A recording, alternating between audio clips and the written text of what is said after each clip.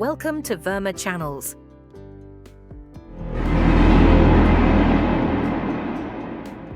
सोनिया की शादी विपिन नाम के एक लड़के से तय हुई थी और सोनिया इस शादी से बहुत खुश थी क्योंकि विपिन शहर में नौकरी करता था और वो देखने में भी बहुत सुंदर था। सोनिया अपने मन में नए ख्वाब सजाते हुए कहती है, अब मेरी जिंदगी की नई शुरुआत होने जा रही है। मैं अपनी जिंदगी बहुत अच्छे से जीना चाहती हूँ। बस वो मुझे कभी परेशान ना करे। सोनिया ये बोलती है और अचानक ही उसके चेहरे की खुशी गायब हो जाती है। उसके पैरों में एक काले रंग का डोरा था जिसे वो देखने लगती है और उसकी आंखों से आंसू छलक जाते हैं। कुछ ही देर में वो अपने ससुराल पहुंच जाती है और सब रस्मों के बाद में वो अपनी सुहाग की सेज पर बैठी थी कि तभी विपिन कमरे में आता है और कहता है, सोनिया, भले ही तुम गांव की हो लेकिन बहुत सुंदर हो। सच में मैंने शहर में भी तुम जैसी सुंदर लड़की कभी नहीं देखी। सोनिया ये बात सुनकर शर्मा जाती है और विपिन उसे अपनी बाहों में भर लेता है। दोनों प्यार भरे लम्हे साथ में बिताते हैं और ऐसे ही कुछ दिन गुजर जाते हैं।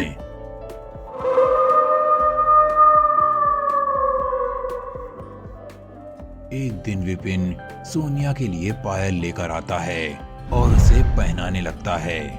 लाओ सोनिया, ये पायल मैं तुम्हें अपने हाथों से पहनाता हूँ, तुम पर खूब जचेगी।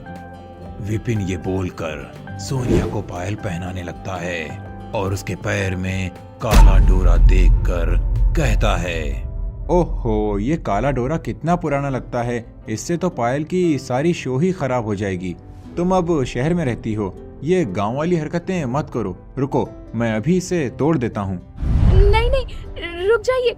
सोनिया कुछ कह पाती उससे पहले ही विपिन उसके पैर के काले डोरे को तोड़ देता है कि तभी अचानक एक तेज हवा का झोंका आता है और सोनिया सहम जाती है। क्या हुआ? तुम इतना घबरा क्यों गई? कुछ नहीं।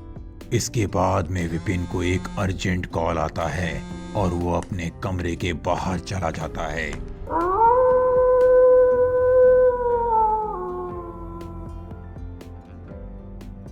कुछ देर बाद जब विपिन लौटता है तो सोनिया उसके लिए खाना लेकर आई होती है। विपिन ने नजर झुका रखी थी और सोनिया उससे कहती है, विपिन, आज मैंने आपके लिए आपका पसंदीदा खाना बनाया है। चलिए, खाना ठंडा हो जाएगा, जल्दी से खा लीजिए। सोनिया ने ये बोला था कि तभी विपिन उसका हाथ पकड़ लेता है। सोनिया को कुछ पल के लिए कुछ समझ नहीं आता कि हो क्या रहा है। तभी विपिन अपनी नजर उठाता है तो उसकी आंखों का रंग लाल था और उसके चेहरे पर एक अजीब सी मुस्कान थी। उसे देखते ही सोनिया के हाथ से थाली छूट जाती है।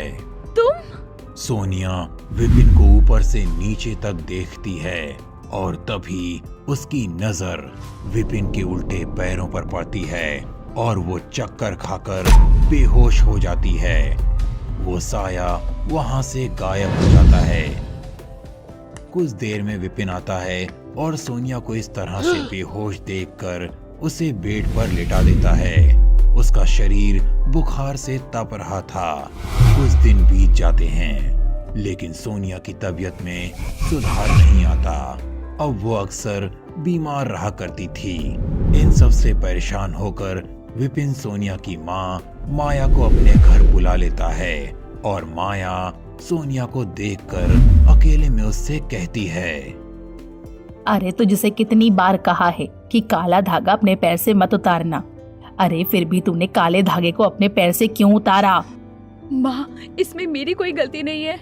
उन्होंने मेरे पैर से धागा उतार दिया और मैं उन्हें मना नहीं कर पाई। ले, अब आगे न जाने क्या करेगा वो। माँ, उनको सब कुछ सच सच बता दे क्या?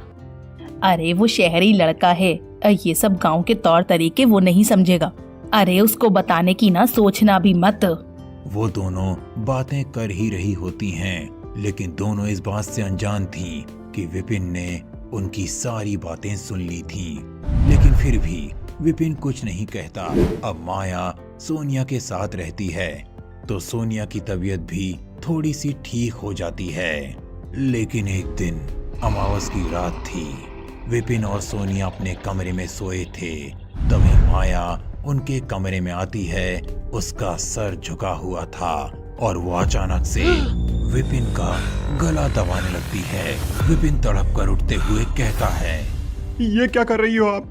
छोड़ो मेरा गला। छोड़ो माँ, ये क्या कर रही हो?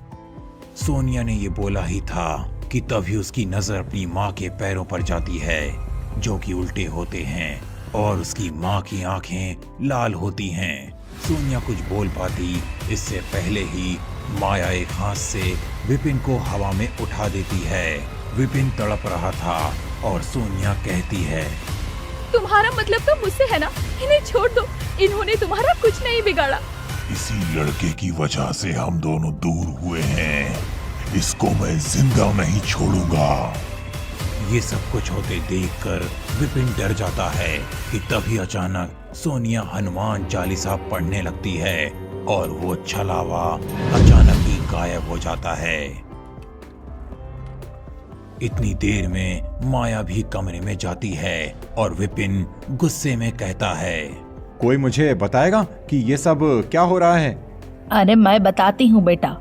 दरअसल शादी तय होने से कुछ समय बाद सोनिया एक जंगल से गुजर रही थी। तभी एक छलावे की नजर इस पर पड़ी और वो सोनिया से आकर्षित हो गया। तब से ये छलावा रूप बदल बदल कर सोनिया के साथ रहने लगा है। अरे शुरू में तो हमें सोनिया को भी कुछ समझ में नहीं आया, लेकिन फिर एक बाबा ने हमें इस छलावे के बारे में बताया और सोनिया के पैर में ये धागा बांध दिया। तब से वह छलावा तो इसके पास नहीं आया, लेकिन अब धागा खुलते ही छलावा फिर से सोनिया के पास आ गया है। वैसे तो मैं इन सब बातों पर विश्वास नहीं रखता, लेकिन फिर भी तो जल्दी से जल्दी बाबा को ढूंढकर फिर से उनसे एक धागा बनवा लेना चाहिए। नहीं, ये नहीं हो सकता, क्योंकि वो बाबा अब इस दुनिया में नहीं है। विपिन को कुछ समझ नहीं आता कि वो क्या करे। इसी कश्मकश में पूरी रात बीत जाती है। तीनों ही फैसला करते हैं कि तीनों अपने अपने गले में एक लाल धागा बांध लेंगे, जिससे असली और नकली की पहचान हो सके। सोनिया रसोई में खाना बना रही थी कि तभी विपिन जाकर उसे पीछे से गले लगा लेता है। सोनिया जैसे ही पीछे मुड़ती है तो उसके गले में भी लाल धागा था। फिर उसकी नजर विपिन के उल्टे पैरों पर पड़ती है। वो समझ जाती है और रोने लगती है और वो छलावा गायब हो जाता है। तभी वहां माया और विपिन भी आ जाते हैं। उसने भी तो हमारी तरह लाल धागा बांध लिया है। हमें कोई और हल निकालना होगा। इसके बाद वो तीनों शहर छोड़कर भागने लगते हैं।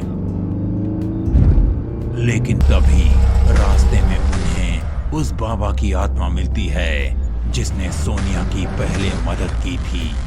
कोई फायदा नहीं, वो छलावा हर जगह पहुंच जाएगा जहां जहां तुम जाओगे। विपिन, इसकी बातों पर विश्वास मत करना। शायद ये भी कोई छलावा है, क्योंकि वो बाबा तो मर चुके हैं। मूर्ख लड़की, मैं कोई छलावा नहीं हूँ। यकीन ना हो तो मेरे पैरों को देख ले। मैं बस तेरी मदद करने के मकसद से आया हूँ।